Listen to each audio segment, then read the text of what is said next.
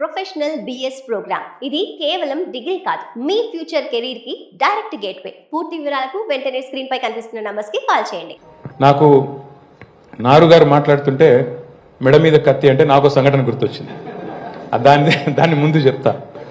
సరిగ్గా నవంబర్ 29, 2009 కేసీఆర్ గారు ఆ రోజు తెలంగాణ వచ్చుడో కేసీఆర్ సచ్చుడో అని చెప్పి నిరాహార దీక్ష కూర్చున్న రోజు. ఆ రోజు మేమందరం కరీంనగర్లో ఉన్నాం.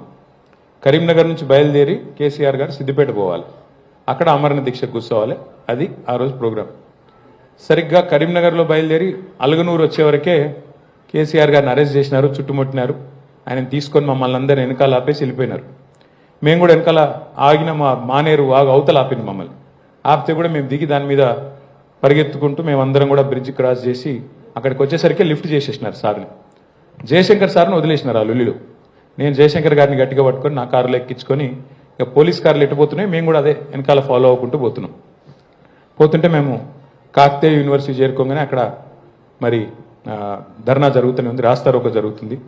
నేను పోయి విద్యార్థులతో కూర్చున్నా. జయశంకర్ సార్ని మీరు ఇంటికి పోండి సార్, మీరు ఇక్కడ ఎందుకు అని సార్ని ఇంటికి పంపించిన. పోలీసు వాళ్ళు వచ్చిండ్రు, అరెస్ట్ చేసిండ్రు. తీసుకుపోయి ఆల్రెడీ తీసుకుపోతున్నారు. తీసుకొని పోతుంటే ఆ వ్యాన్లో ఉన్నాం అందరం. వ్యాన్లో తీసుకొని పోతున్నారు. హన్మకొండ చౌరస్తా రాగానే ఆడ సిగ్నల్ పడ్డదో ఏమో పడ్డది, బండి ఆగింది. ట్రాఫిక్ వచ్చింది, ఏదో టైం.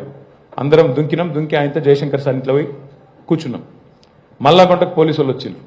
వచ్చి నువ్వు పోలీసు అరెస్ట్ నుంచి తప్పించుకొని పారిపోయినందుకు నేను మళ్ళీ అరెస్ట్ చేస్తున్నామన్నారు.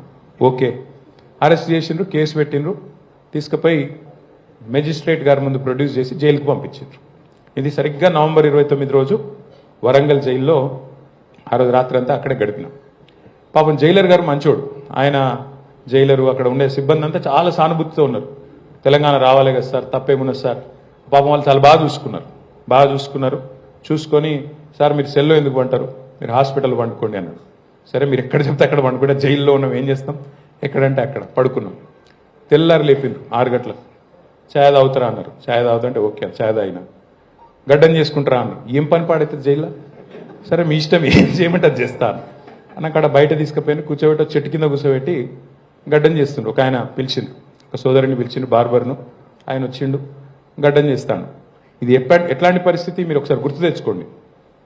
రాజశేఖర రెడ్డి గారు చనిపోయి 4 నెలలైంది సరిగ్గా. కేసీఆర్ గారు నిరాహార దీక్ష కూర్చున్నారు. ఒక ఉద్విగ్నభరితమైన వాతావరణం రాష్ట్రం అంతా ఉంది. తెలంగాణ కావాలని, తెలంగాణలో వద్దని ఇంకో చోట అట్లాంటి పరిస్థితున్న నేపథ్యం అది. ఆ గడ్డం గీస్తా ఉన్నాడు ఆయన. ఆ సోదరుడు గడ్డం గీస్తున్నాడు. ఏదో ఒకటి ముచ్చట పెట్టాలి కదా. గడ్డం గీస్తున్నప్పుడు ఏం ముచ్చట లేకుండా ఎట్లుంటుంది. సరే గడ్డం గీస్తుంటే ఏ ఊరు తమ్ముడు అన్నా. కరెక్ట్ కత్తి ఇక్కడ ఉంది. పులివెందుల సార్ అన్నాడు. ఇక ముచ్చట బంద్. ఆడికి ఏం మాట్లాడతావు ఇంకా. అప్పుడే రాజశేఖర రెడ్డి గారు చనిపోయి 4 నెలలైంది. మనం తెలంగాణలో లొల్లిపెట్టి మనమేమో ఆగమాగం చేస్తాన్నాం. ఆ సోదరుడు పులివెందుల ఏదో మర్డర్ కేసులు అరెస్ట్ అయ్యి జైలు ఉన్నాడు. కత్తి ఇక్కడ ఉంది. ఇంకేం మాట్లాడతాం. వామ్మో ఇదట ఉందని చెప్పి ఏం మాట్లాడకుండా ఆయన నవ్వి లేదు సార్, నాకు రాజశేఖర రెడ్డి గారు అంటే ఇష్టమే, కానీ కేసీఆర్ గారు అంటే ఇష్టం. నాకు ఫైటర్లు ఇష్టం సార్. ఫైటర్ ఎవరైనా సరే, ఏదైనా సరే కొట్లాడేటోళ్ళు అంటే ఇష్టం సార్ అని చెప్పి చాలా మర్యాదగా. సో ఇప్పుడు నారు గారు చెప్పగానే నాకు వెంటనే నేను ఫ్లాష్ బ్యాక్లోకి వెళ్ళిపోయాను. సో కార్టూనిస్టులు ఇట్లా కూడా తయారవుతారు అన్నట్టు. అంటే మనం మెడ మీద కత్తి పెట్టి నా కార్టూన్ ఎట్లుంది చెప్తా వస్తా.